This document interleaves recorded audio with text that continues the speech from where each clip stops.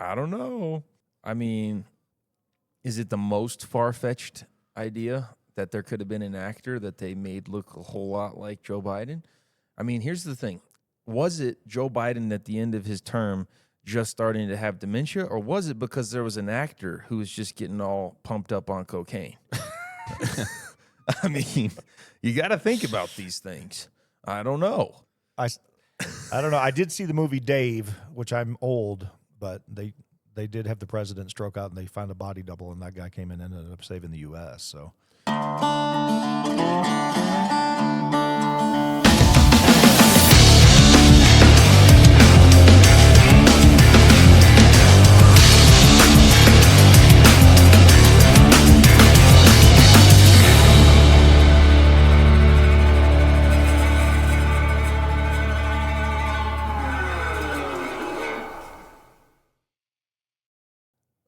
But run SWAT up in Arapahoe County. He looks at me and I look at him, and then I turn the corner and here comes.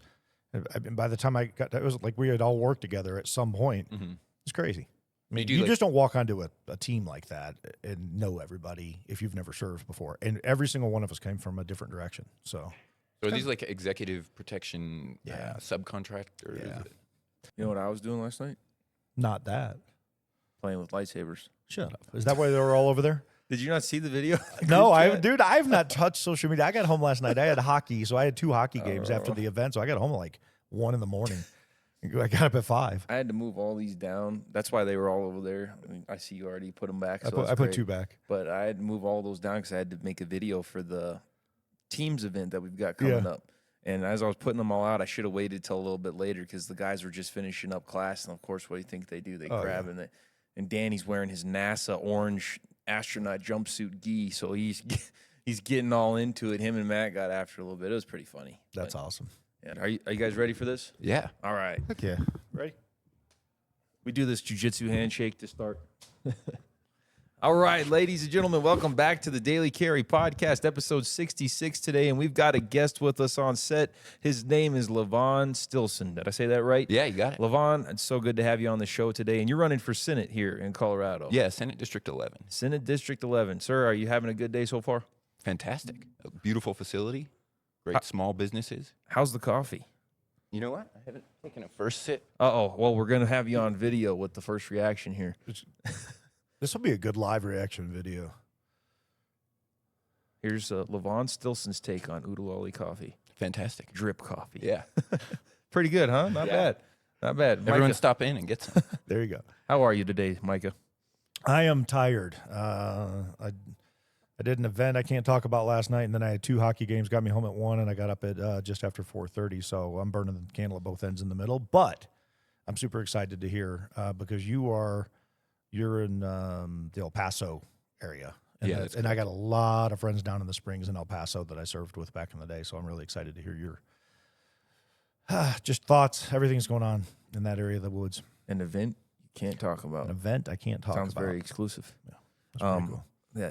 So I guess I'll have to cut that out of the cold open. I thought I was going to be included in the cold open. Okay. What? Okay. I went to a Victor Marks event last night, and Victor did a great job. Okay. Yeah. So I can say that much about it. You can kind of talk about it. I think I'm on his newsletter. I'm surprised I didn't get an invitation. What? Yeah.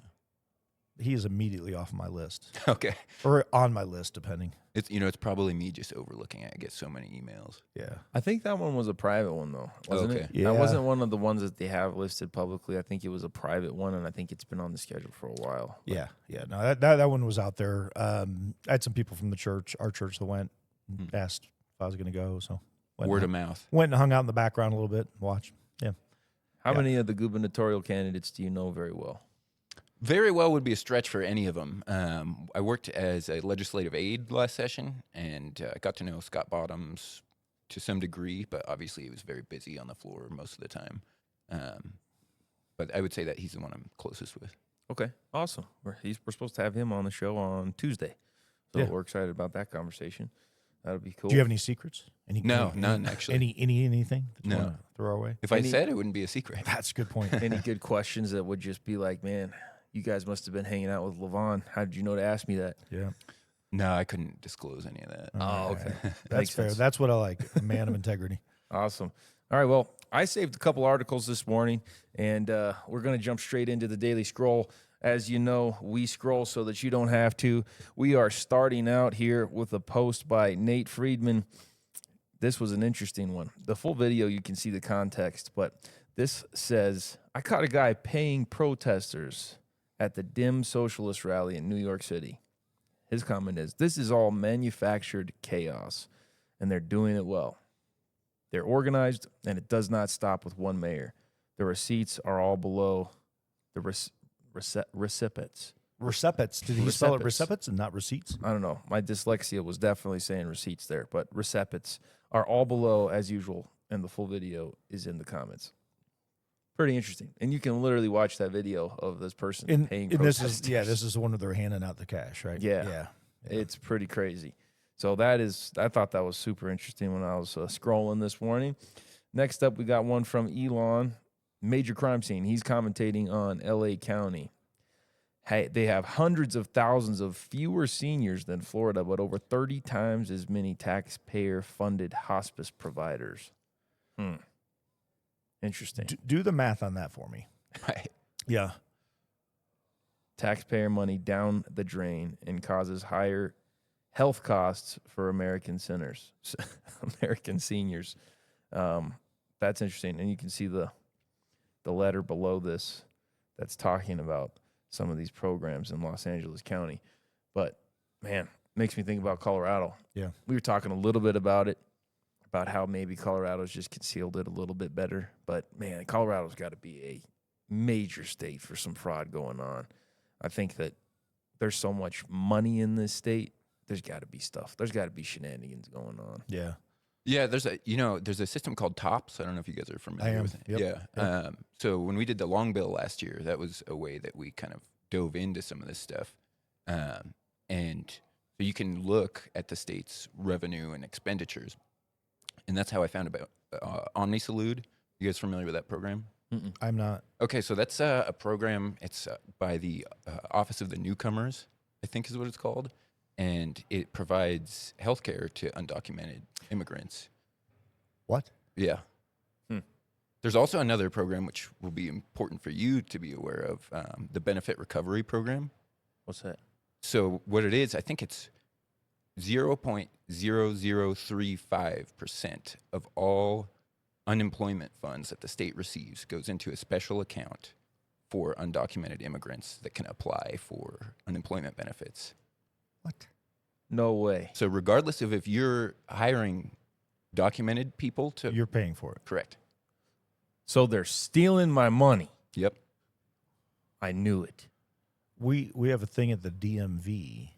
It's like a $1.12 surcharge, something. I forget what it's titled. The credit card surcharge?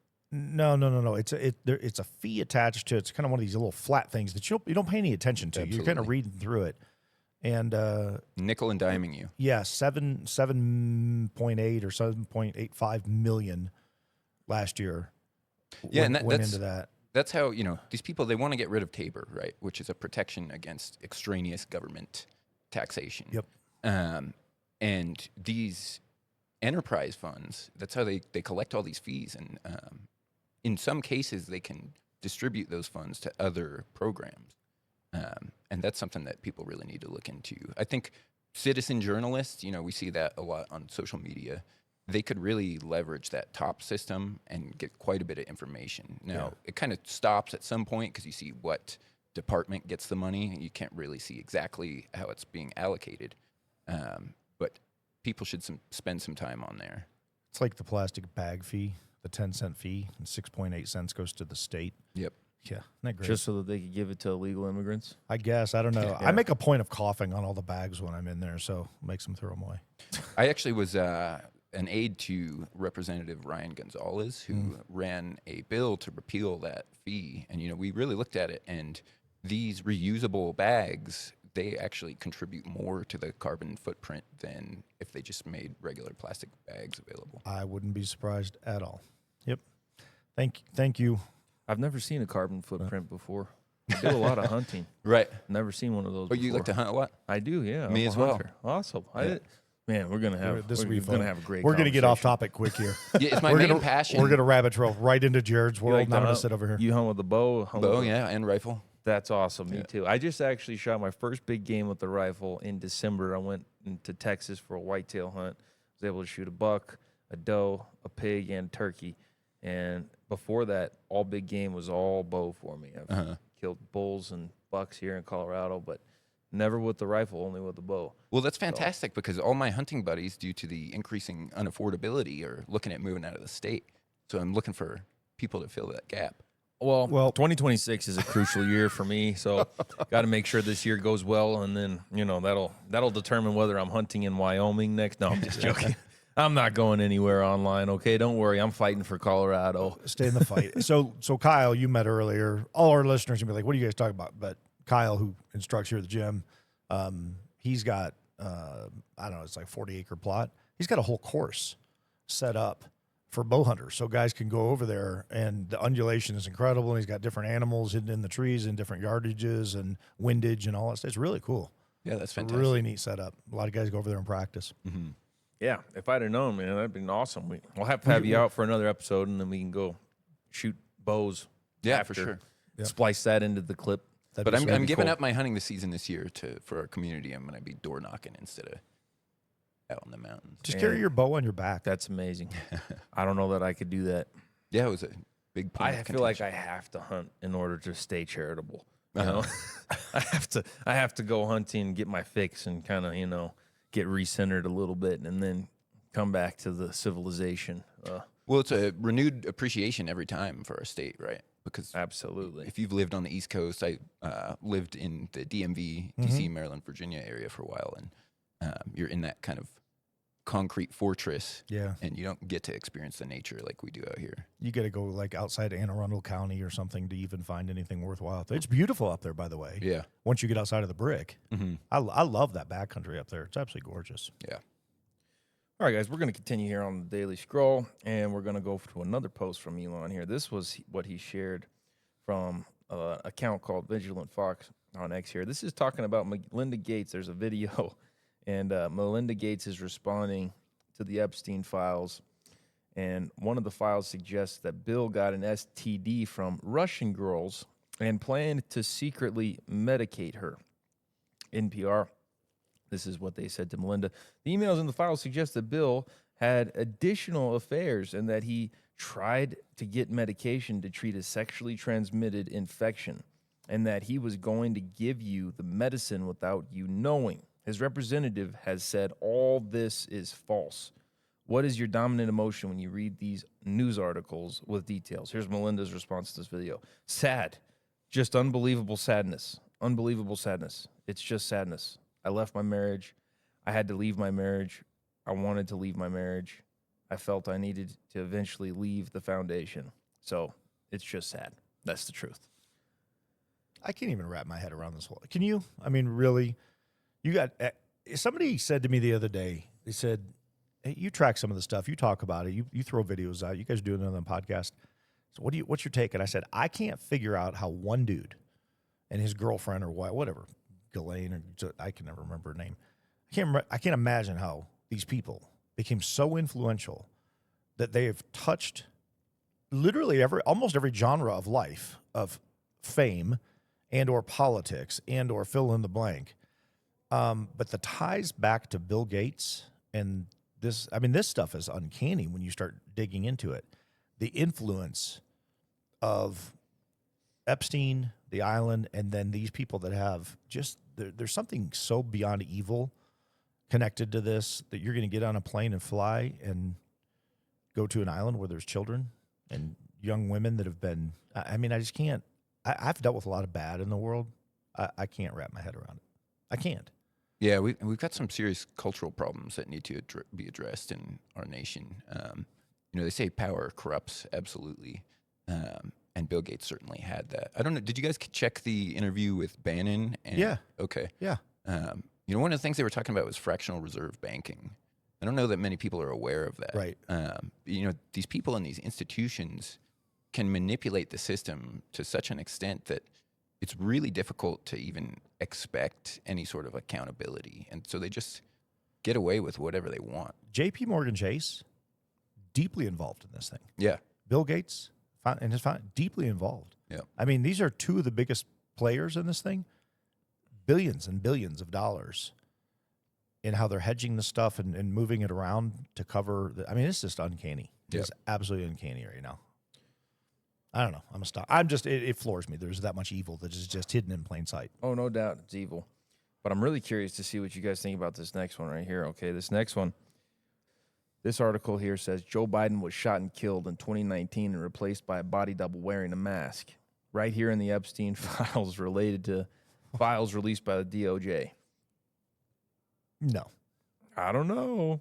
I don't know. I did see the movie Dave, which I'm old, but they did have the president stroke out and they found a body double and that guy came in and ended up saving the U.S. So, I mean, is it the most far-fetched idea that there could have been an actor that they made look a whole lot like Joe Biden? I mean, here's the thing. Was it Joe Biden at the end of his term just starting to have dementia, or was it because there was an actor who was just getting all pumped up on cocaine? I mean, you got to think about these things. I don't know. Have you guys ever watched? I call it Itchy Legs, the child groper. Have you ever seen the one where Joe Biden is talking about his time in the swimming pool? Yeah. That is, if you want to know anything about Joe Biden, just go Google that video and watch that interview with him sitting there with all those little kids around, all the people in the background when he's talking about kids rubbing the hair on his legs. Yeah, it was creepy for sure. Oh my gosh. Like it is one of the most disturbing things I've ever heard in my life. And he's just impassioned about it. That's when I learned about cockroaches and the kids were rubbing the hair. And you just feel every fiber in your body just cringe. And I'm like, that guy got 81 million votes. Right. I mean, he's a supposed statesman. Are you kidding me? Oh, it's just funny. That's why I'm saying it's so disturbing. Actor, cocaine. Maybe. It's kind of making a little bit more sense. Maybe. Yeah. I don't know. I just thought that was hilarious seeing that article pop up. But here's one that's a little more serious, but also just wild. There's a couple of different stories that I've seen on this so far. And this is a story about investigators finding thousands of vials of blood and tissue, genetically engineered mice designed to carry COVID. Test shows the vials contained COVID, hepatitis, and malaria. Investigators linked the lab to CCP. Here was another article on this exact same thing, the same story, giving a little bit more detail. A quiet Las Vegas home was raided this week, uncovering a secret lab in the garage filled with over 1,000 vials of high-risk biological materials. Investigators found genetically engineered transgenic mice designed to specifically carry and transmit COVID-19.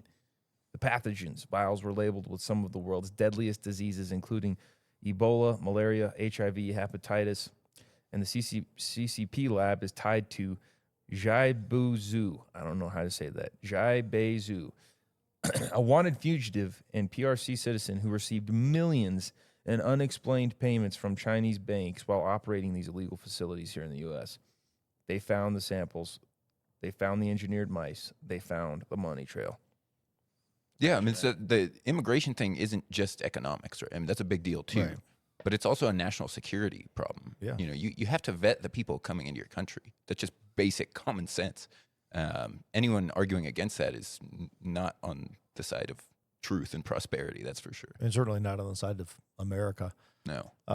Yeah, I read about this, and this is actually terrifying. It's crazy. I mean, terrifying. On U.S. soil. In a basement in a house.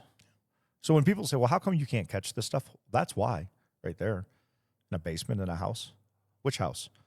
It's like 350 million of them in this country. Where do you start? You know, and you can hide in plain sight. I worked at a sheriff's office in the South. We had a strip club. I kid you not, with a little retaining wall between where the sheriff's department was and where this club was at night.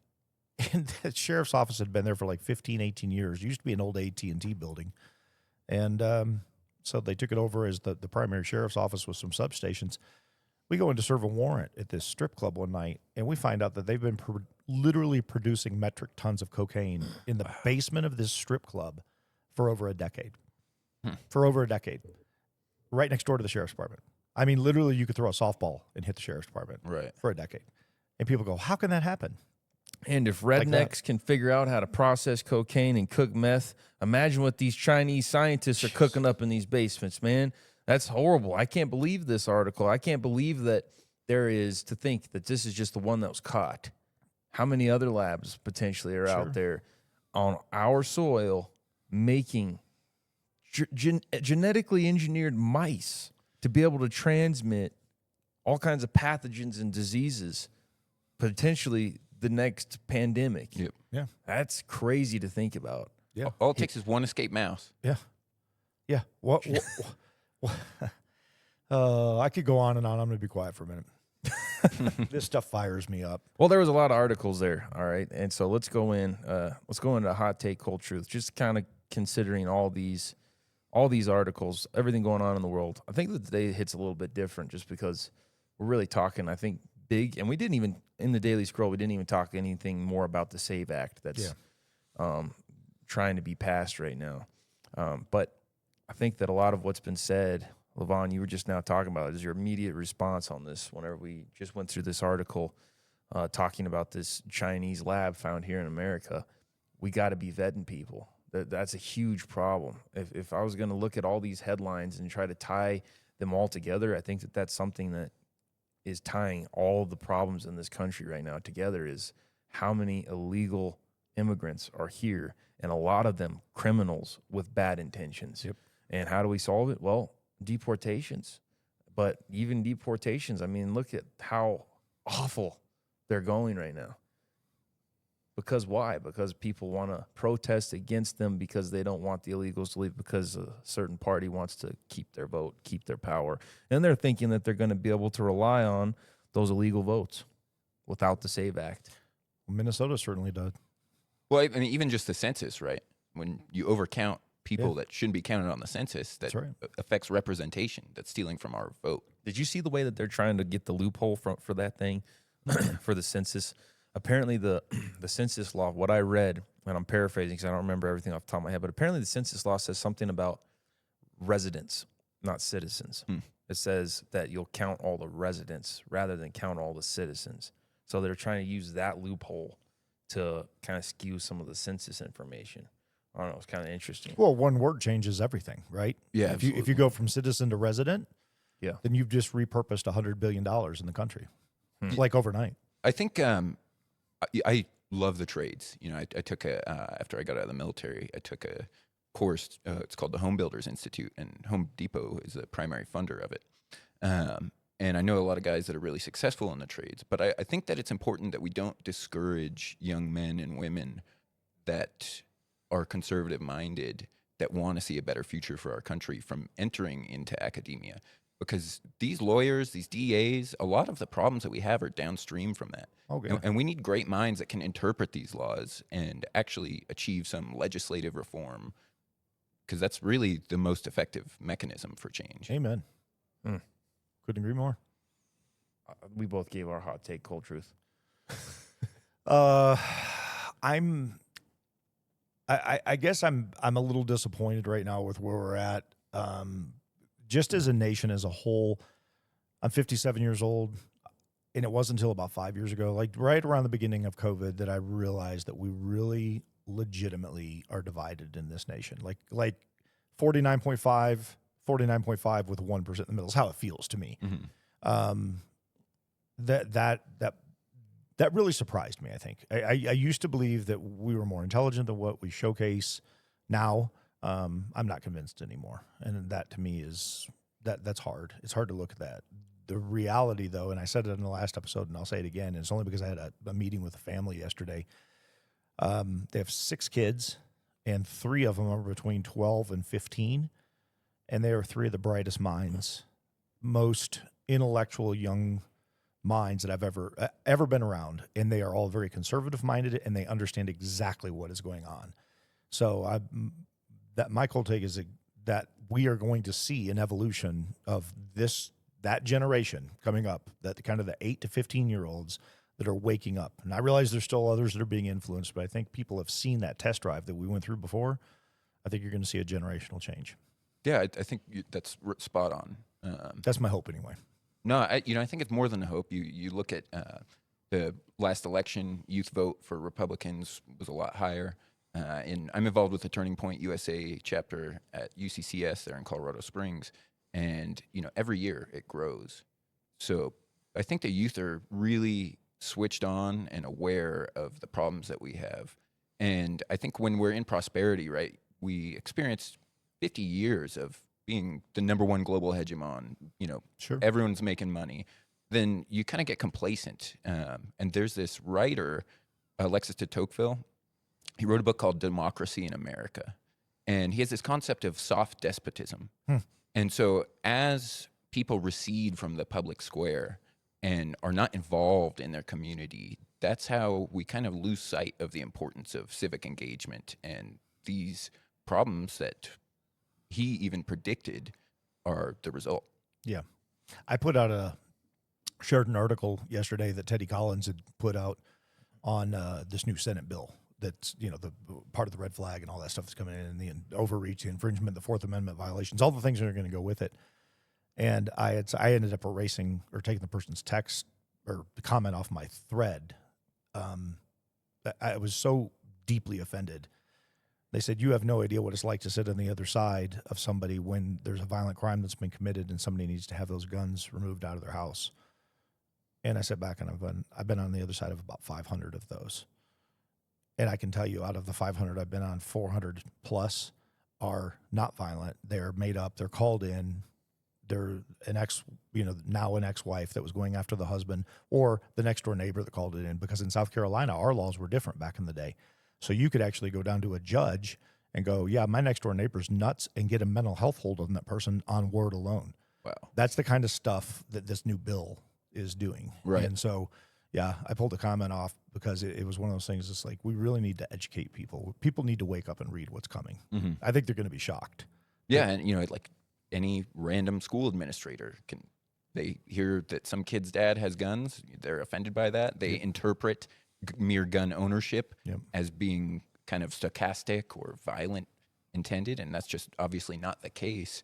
And they can put a protection order on this individual. That's wild. Nuts. Yeah, context matters. Speaking of gun ownership, we're going to get into, I think we should change this to just show and tell. That's what we'll call show and tell. How about that? This has still got some red clay on it if you're watching my camera, some red Texas clay on here, because whenever I shot my pig, this is what I carried. I'm going to point it right here at the camera. It's got my Swamp Fox green dot on there, and it's got a Streamlight TLR 7X. Mm-hmm. This is the full-size P365. Normally, I have just the regular standard one, but this one is the X Macro.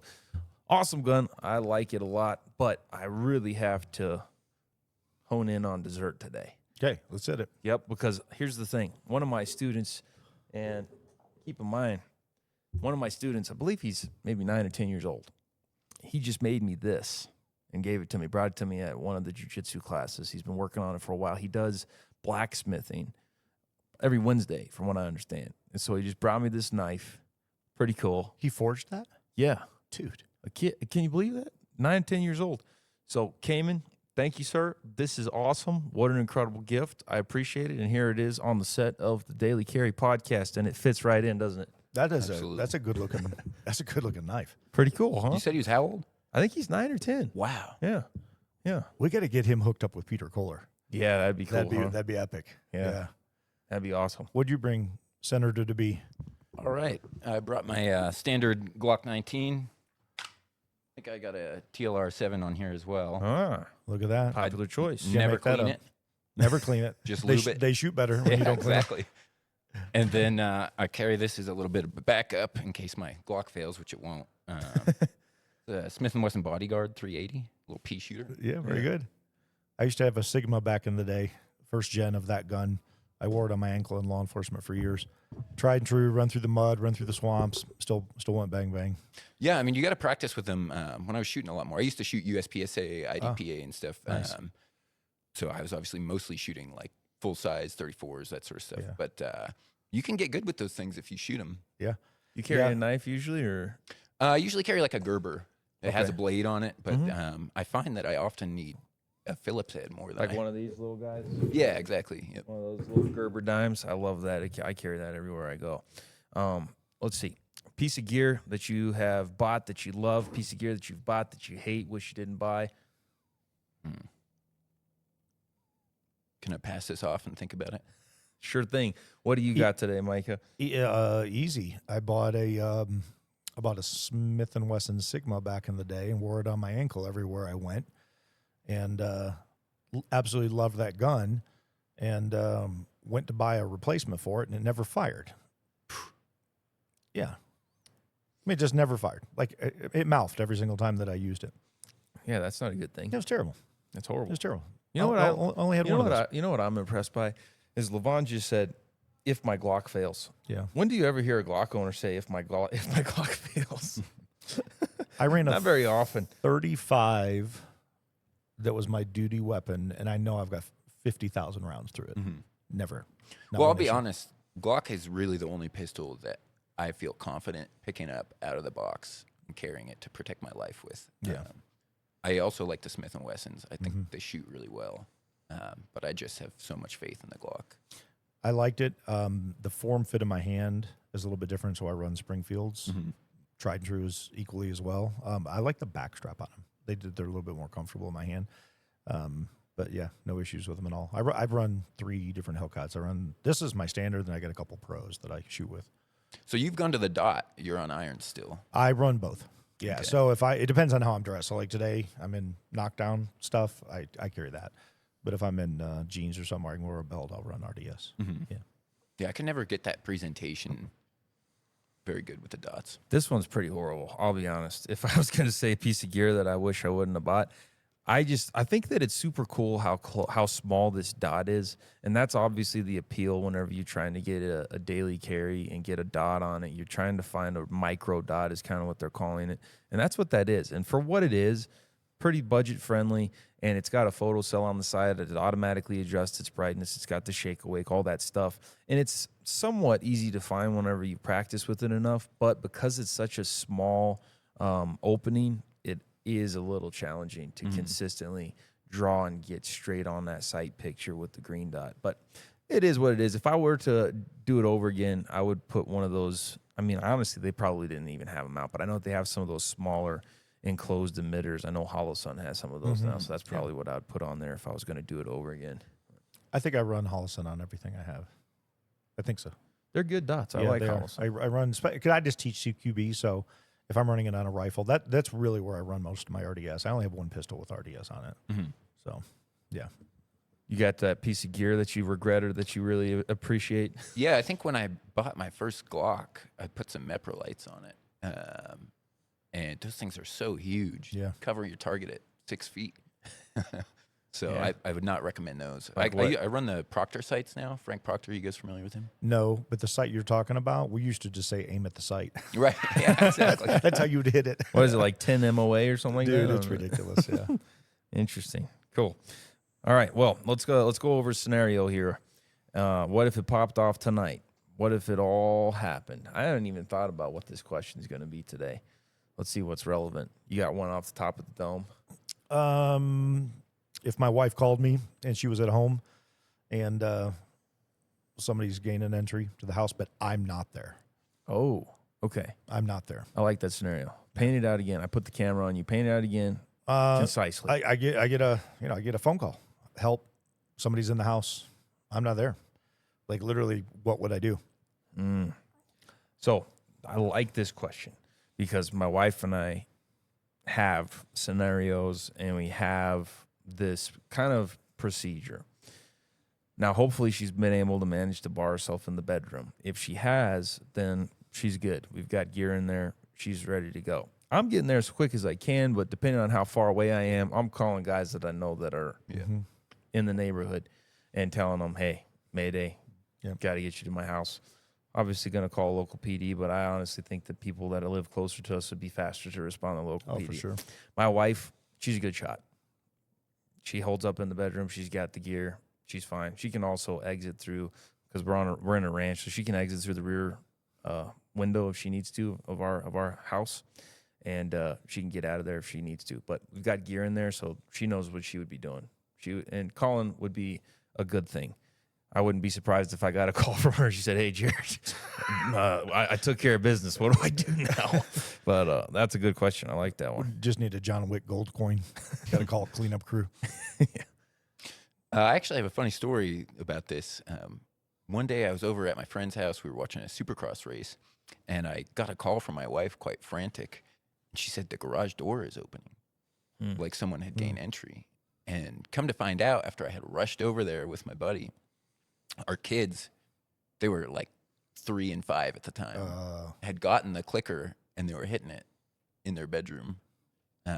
So yeah, my wife, she can handle herself. I would expect that she would call the PD before me and hold up in the bedroom and do what she has to do. My wife would put me on speakerphone.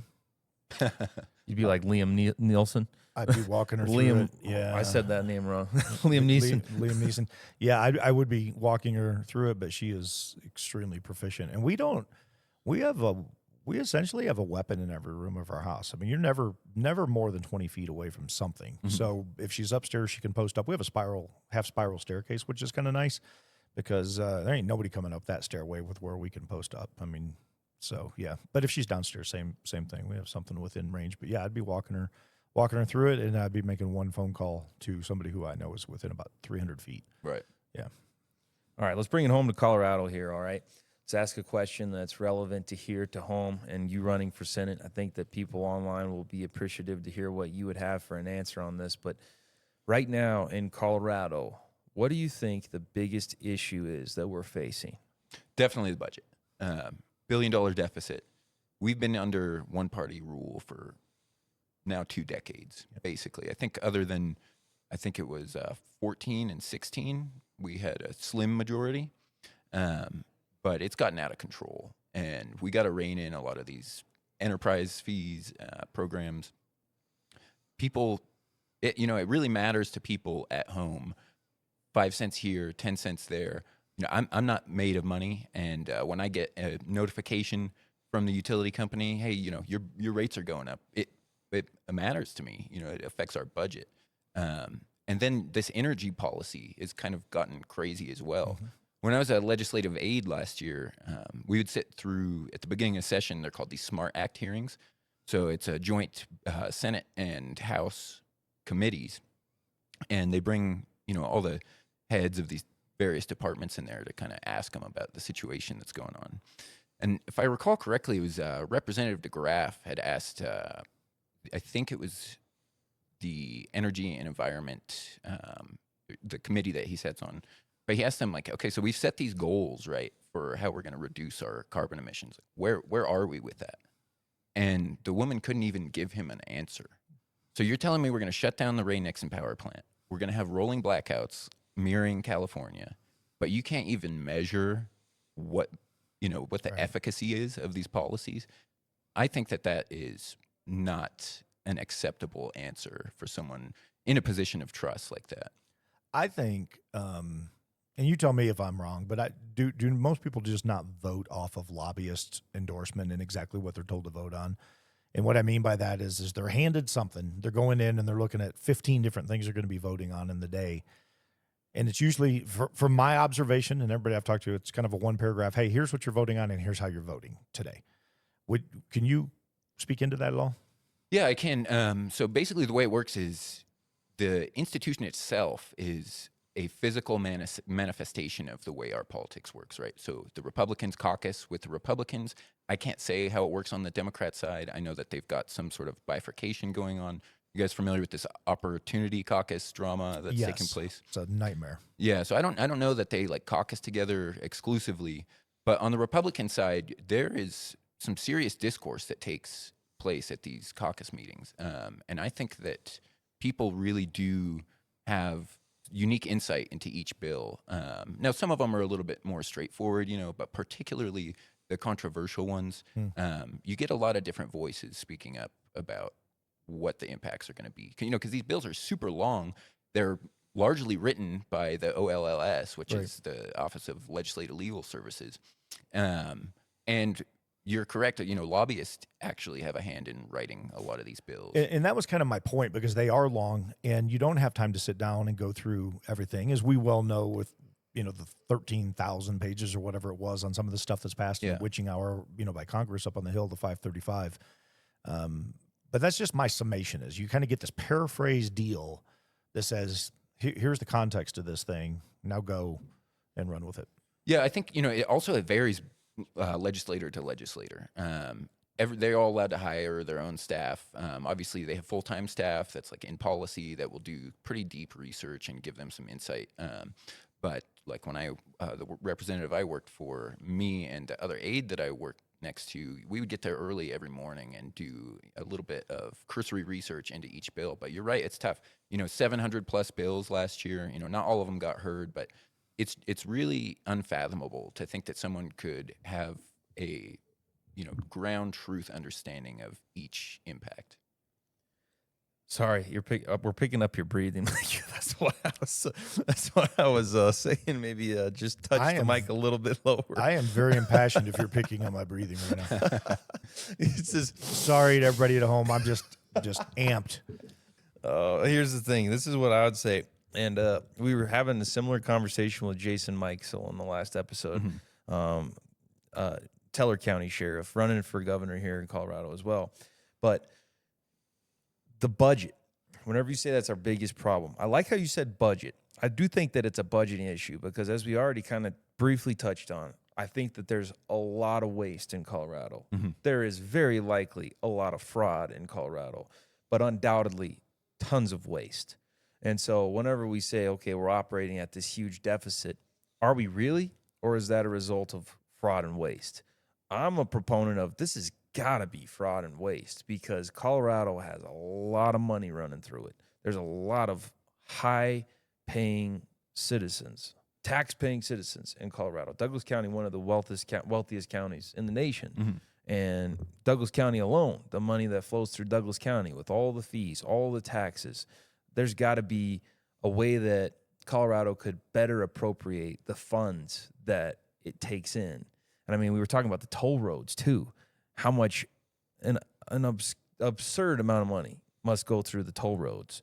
And you're talking about 470, which was supposed to become free years ago. Right. And they're still just piling money up. Where's it all going? Where's all the pot tax money going? Where's all that money going? It's being, I believe, misappropriated.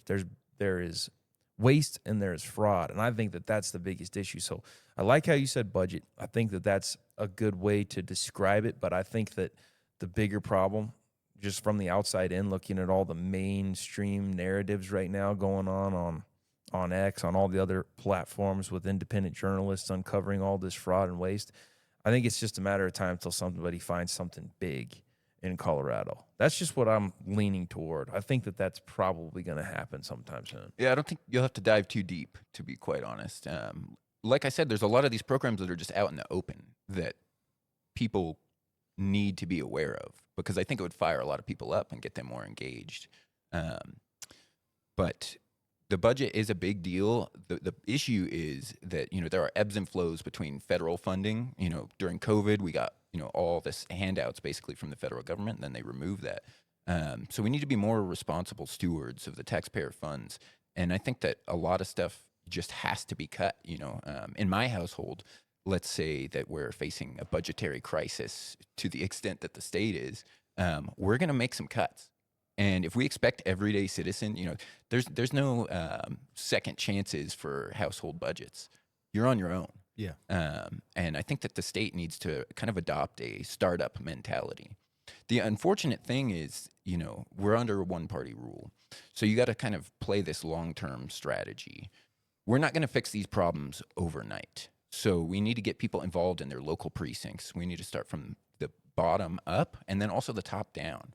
When you're in the state legislature, you really see the difference in the parties.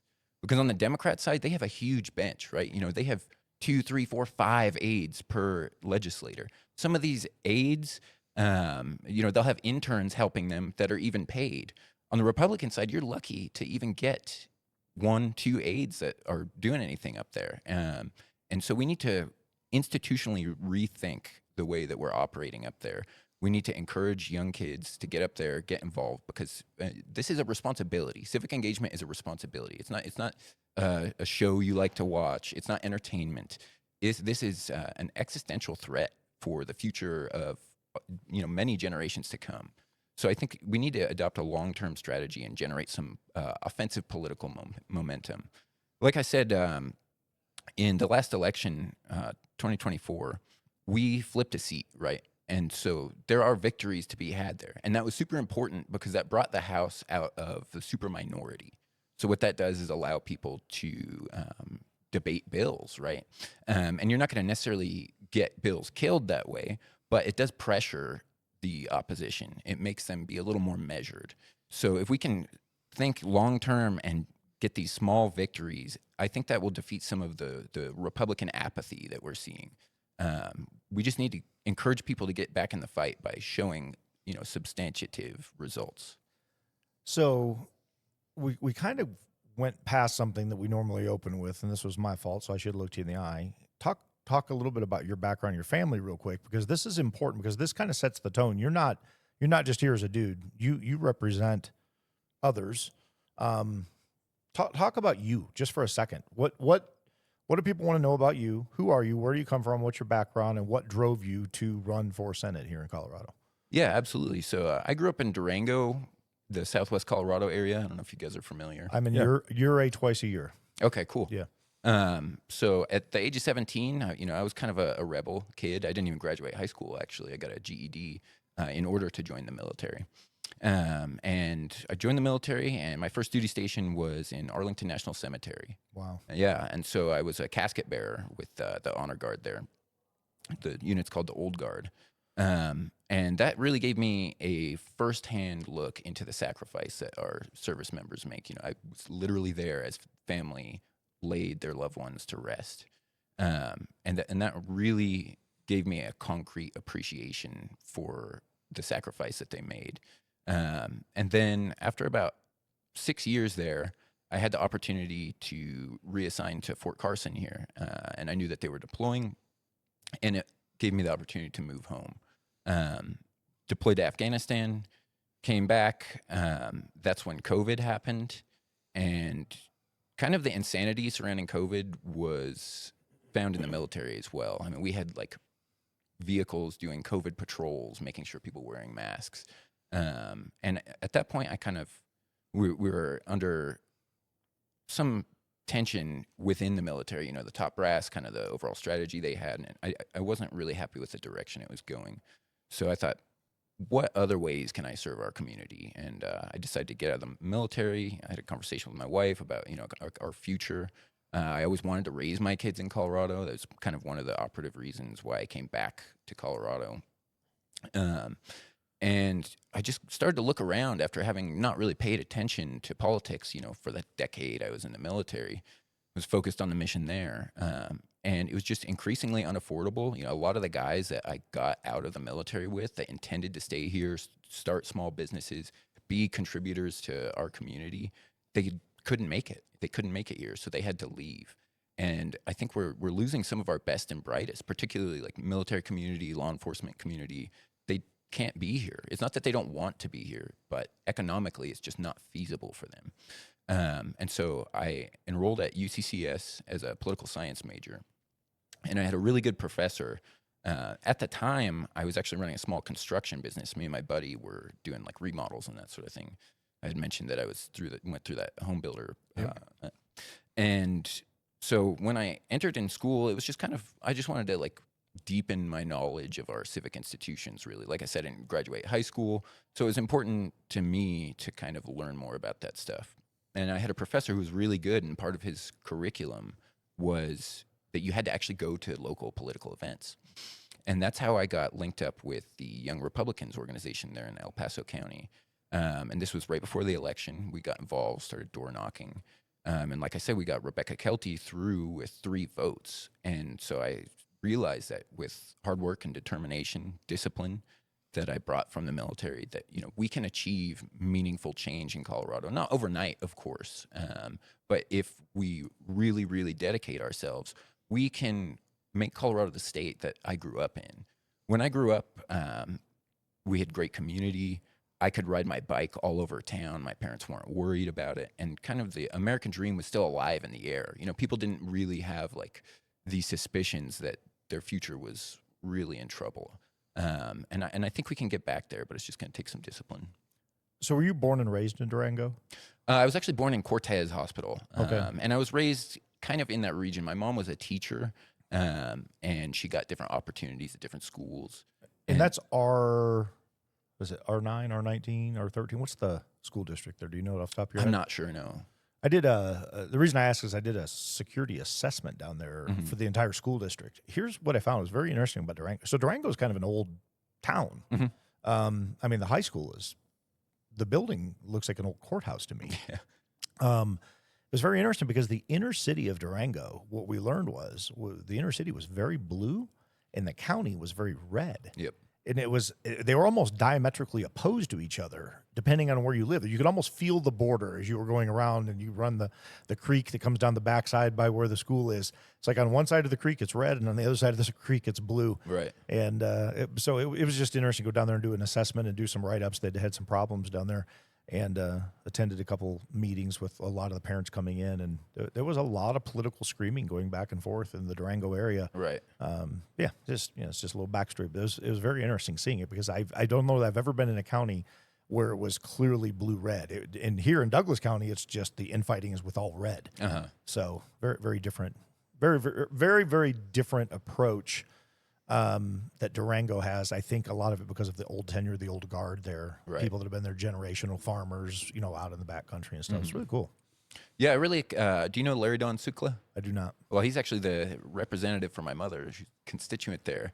And he is just a real blue-collar guy, rancher, and he really represents that spirit of the West that I think is being lost a little bit. And so I think having people like that representing that community in the legislature is such a good thing. Yeah, I love it. From there to Ridgeway to Uray. I mean, just that whole outlying area is just an amazing part of Colorado. Yeah, and our state is so beautiful. That's why we really just have to work to save it. Yeah, amen. It cannot become some of these failed states. And you look at California, a lot of these policies that they implement, they can offset those problems because they have so much industry there.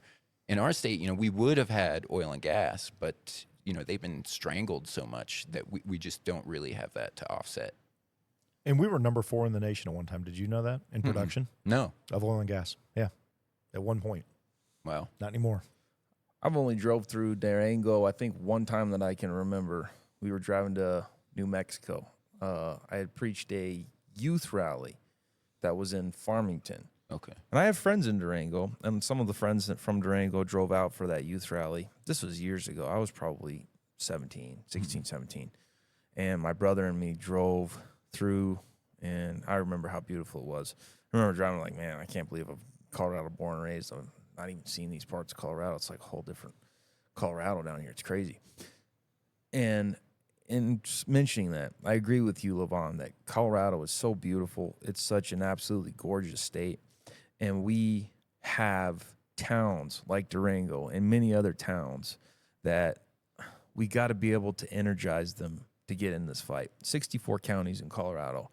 We know that at least 2 of those counties are going to majority vote blue. Mm-hmm. But that's 62 counties, and I get it. Population is severely outnumbered in 2 of the largest counties that we have here in Colorado.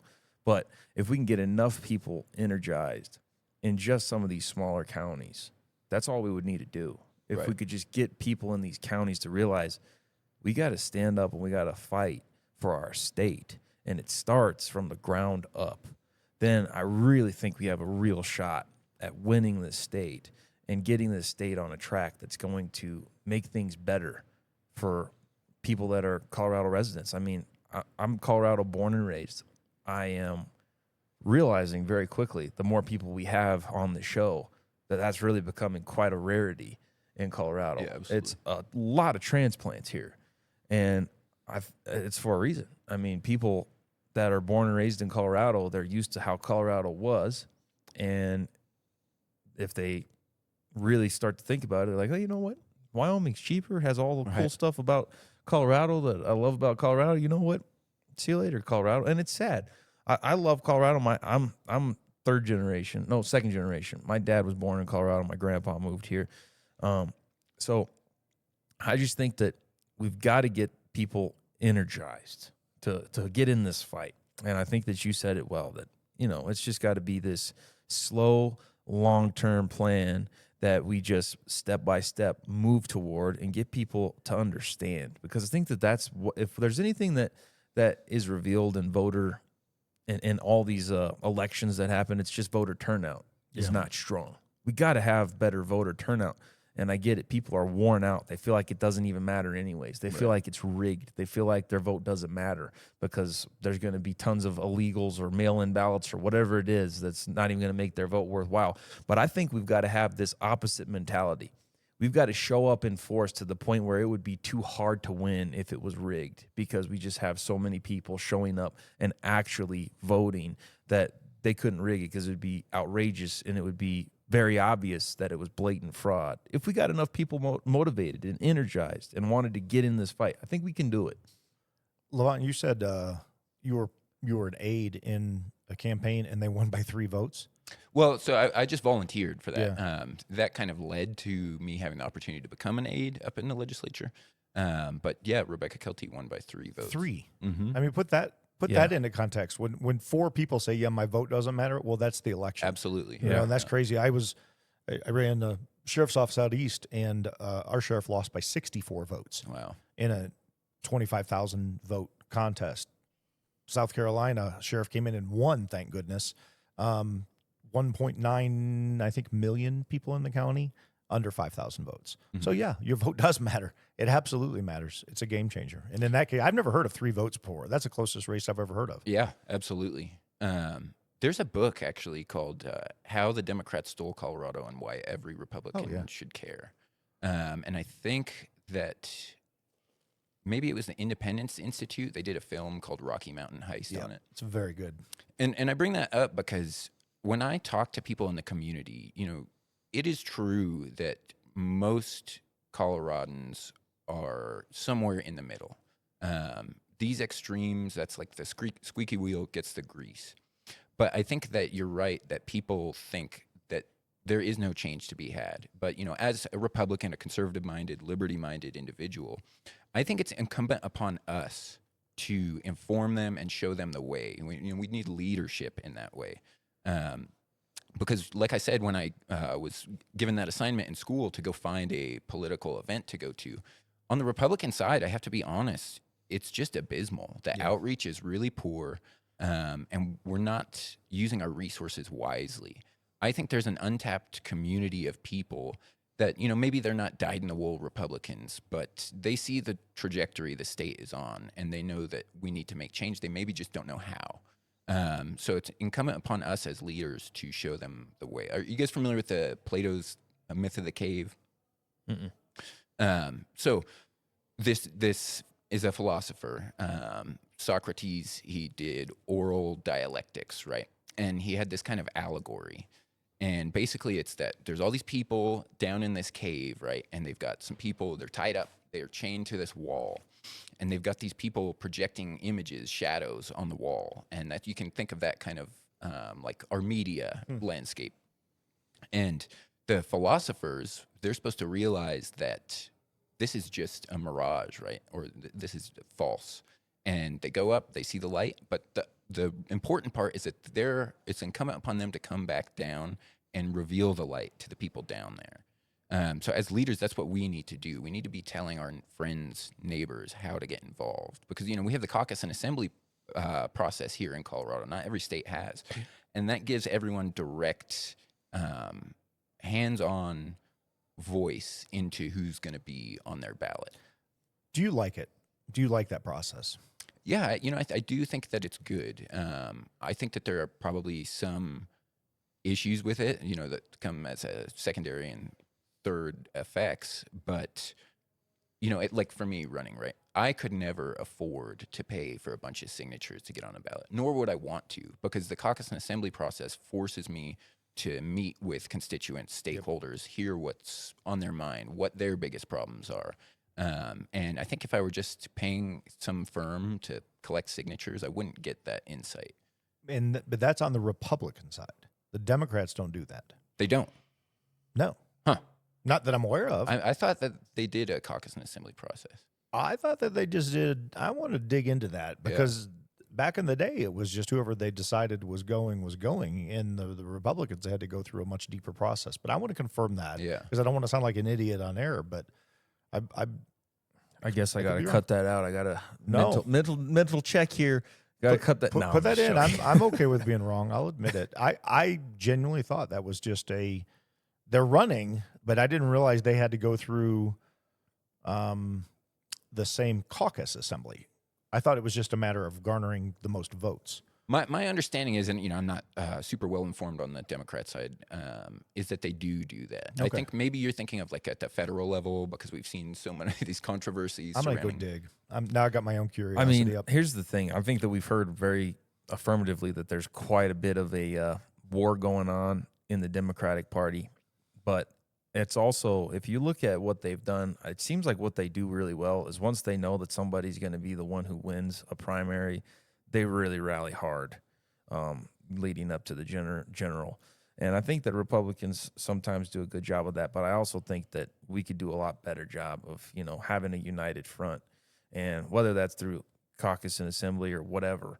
But, I mean, Republicans, even right now, there's quite a bit of chirping going on, and it's getting pretty messy in these primaries right now with a lot of candidates going after other candidates. And man, we just need somebody to win. I think that, man, can we just get together? Can we show the world a better way? Right. That's so much more important, I think, than just saying, oh, hey, you shouldn't have said that. Can you believe this guy said that? This guy's out of his mind. You think he's going to win the primary? You think he's going to win the general? Guys, we're not on a playground. We're in the fight for our lives here in Colorado, and we need to have a united front. Whoever wins the primary wins the primary, but there's got to be a better way to run your candidacy than just finger pointing at other candidates. Yeah. There's got to be a better way. I would echo that I think that's what turns people off. And that was been my experience over and over and over. I was more involved in politics back in the 14, 16, 18 timeframe. And I just got to the point I walked away from it. I'm like, this is silly. I'd go into these meetings and it would be the same 40 people that just follow everybody around and then they just scream the loudest in the room. And you get to a point where you're like, is this the best we have? And by the way, there's 40 people and there's 350,000 people in this county.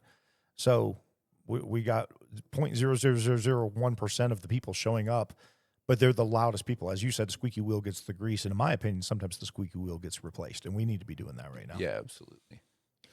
Man, well, we've gone in on a lot of issues. As we're coming to a close on this episode, let's talk about something good, some bad, something good. Let's keep it in the Colorado level. Okay. So obviously we've already talked about a whole lot of bad, but hey, you want to know something else? Colorado is beautiful. It is in the middle of winter time. We've had maybe 2-3 winter snowstorms so far. They had this huge storm, this huge cold front, and the southeast got it, and we didn't even get touched by it. And it's going to be a beautiful day today. The sun's out. What an incredible state to live in. I love Colorado. Absolutely gorgeous. And every day whenever I'm driving down this Crystal Valley Parkway, even though I am upset about the speed limit change from 45 to 35, whenever you come from the top of the hill down, man, the front range, the mountains, it's just gorgeous. And you can't help but just say a prayer of thanks. Just thank you, God. Thanks for another day in beautiful Colorado. It's an absolutely gorgeous state. So if I was going to highlight one thing good right now, it's, man, we live in a beautiful state, and I'm thankful for the state we live in. Amen. I would just have to say that I'm so thankful for my wife and children because they bring so much joy to my life. And I could not do anything I do without my wife. So I'd just like to shout her out. Amen for saying that, because you kind of stole my thunder. My wife has gone through a couple bouts of cancer, and I had the opportunity to sit down yesterday with 4 gals, ironically kind of the similar style, and just to see their passion, their hope, their conviction to raise a family, to be a good mom, to be a loving wife, to be supportive. It was just a fun group to sit in, to see the thrive and motivation while they're going through rehab and all of this stuff. So for me, it's just the human spirit, the will not only to survive, but they had a deep faith. They really believe in God. And they're like, you know what, regardless of this garbage that I got in my body, I'm going to fight through this thing. And so there's a degree of resiliency to me that is out there. And this is, of course, but one example. But even when you're attacked physically by something inside your own body, just watching people step up and go, no, I got this. And there's more to life than just the crap, excuse me, that's going on outside of our walls. So I was very grateful to be a part of that conversation yesterday. Yeah. Draw some serious power from Oh, it really did. It was, I mean, not just motivating. It was humbling, but it brought out a fighter inside me because I thought, if these gals are going through this, what can I do? Right. Not only to give my wife a soft place to land every day, but what can I do outside of that? How can I impact my business, my friendships, all this? So it was kind of a call to arms without anybody even saying anything. It was very invigorating. You don't need me to give you the Heimlich maneuver or anything, do you? I'm all right, dude. I've had I go get a boxing glove, punch you right in the gut if you think that'll. I've been at lost cause all morning. I slept. I said, I was down about 3.5 hours last night, but I really didn't sleep 3.5 hours. I was just kind of up and down all night. So I got to get frosty. I'll wake up. Well, you guys are making me look bad. Here I am talking about beautiful landscape instead of my beautiful wife. So, hey, Sarah, you listen to this episode. I love you. You're amazing. You boys saw it. We were next door, and I greeted her this morning. We both got out the door around the same time. She was a little ahead of me. She had a meeting this morning. She does an incredible job running the coffee shop. And thanks for the coffee this morning, babe. It was delicious, as always. Yeah, thank you. And wow, did you bring that full circle? I sure did, didn't I? I had to catch up. I was sweating over here. You guys talking about your wives and families, and I'm like, come on. About once, if I could pull it up on my phone fast enough, I'd share it. But about once or twice a week, as I'm driving in, I have it on a magnet mount, and I put it on video. So when I'm driving in, because the way I come in, I catch the sunrise coming here and the moon going down over the mountains at the same time, and it's so cool to see the orange and then the colors as Jared's talking about. So, yeah, I've got lots of pictures. So I, too, love our Colorado landscape and sunrise and sunset. But you better believe I'm going to kiss my wife's butt first before the sunrise. Yeah, well, I'm actually this month 6 years being married, so I'm still learning some lessons. You're a youngster. I'm still figuring things out. But anyways, how long you been married, by the way? 10 years. 10 years? And how many kids? 3. And boy, girl? So my daughter was our firstborn, and then they call them Amish twins. I think it was like 18 months afterwards we had our first son, and then we just had a pleasant surprise. Nice. So. Congrats to you. That's awesome. Thank you. That's awesome, man. All right, Levon. Well, anybody who's listening that's interested, wants to learn more about you, wants to support your campaign, where can they find you? So we've got a Facebook, Levon Stilson for Colorado, and then our website is stilsonforcolorado.com. I don't know if you can edit in for your viewers to link to our website because, the algorithms, they kind of, if you're not Donald Trump, you're not going to be the first one to populate on the Google there. We can edit anything. Okay. Or I should say, thanks, Mike. Jared could edit in anything. Thanks, Mike. I do you not know just keep adding to the list anything about tech. I can barely spell tech. Man, I'm glad you were on this morning. I'm really grateful. Thank you for your service. Number one, really appreciate that. I got a little girl who's overseas right now on her first tour. So anybody that's ever put on the uniform, I don't care what capacity you served in, you served. But what was special about hearing your story was the fact of where you served at Arlington. Man, that I got to tell you, I fought back tears. I did. That's a gut punch. I've lost friends. It's never easy. It's never easy when you got to go. But man, I appreciate you being there for that. That's a powerful, powerful statement. Yeah, it was really an honor to have been assigned there. Huge, absolutely huge. So we end every episode with prayer. You're welcome to say the prayer in the conclusion if you'd like to. Otherwise, one of us can say it. Who's the most pious? Jared. Okay, Jared, let's lead us. All right, let's do it. Lord, we thank you for another opportunity to have a conversation today. Thank you for this beautiful state that we live in. Thank you for the families that we're blessed with. I pray that you'd help us all to do our part to lead our families well and to lead those around us well. We thank you for a conversation with Levon. We ask you, Lord, to be with him as he runs this race, that you would help him to affect positive change here in Colorado. And we pray that you'd help him be the leader that you call him and you lead him to be. And Lord, we ask you, Lord, that you would just be with every single listener, everyone who hears this episode, hears this prayer. We pray for your help, Lord. We pray for your leadership in our lives, God, that you would ultimately, most importantly, just lead us to you, lead us into your presence, and that your presence would make a difference. I pray, Lord, that you would help us, Lord, not to put ourselves or this world or the things of this world first, but to learn to put you first. I pray that you'd help us to learn to walk with you, Lord, and to carry what we're supposed to carry every day, which first and foremost is to deny ourselves and carry our cross, just like you did. We love you and we praise you. We remember your sacrifice today, and we ask you to help us to walk with you, Lord. We put everything in your hands. We put our trust in you, and we thank you. In Jesus' name, amen. Amen. Amen. Beautiful. All right. All right. Until next time. Until next time. Great discussion. Thank you, sir. Last thing we'll ask is if you can just sign the wall there. Oh, of course. Yeah, absolutely. That'd be an honor.